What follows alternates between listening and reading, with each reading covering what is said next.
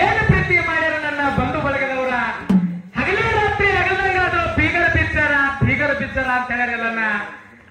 ಯಾಕಪ್ಪ ಅಂತಂದ್ರ ಈ ಸತ್ಯ ಸಂಘದೊಳಗ ಆ ಮಾನವ ಜನ್ಮಕ್ಕ ಬಂದು ಈ ಗುರು ಸೇವೆಯನ್ನ ಮಾಡಿ ಮಾನವ ಜನ್ಮ ಸಫಲ ಮಾಡ್ಕೋಬೇಕಾಗ್ಯದ.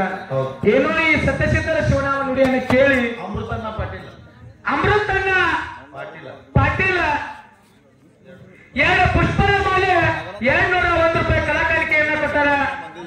2 ಶ್ಯಾಮ ಸನ್ಮಾನವನ್ನ ಮಾಡ್ಯಾರ.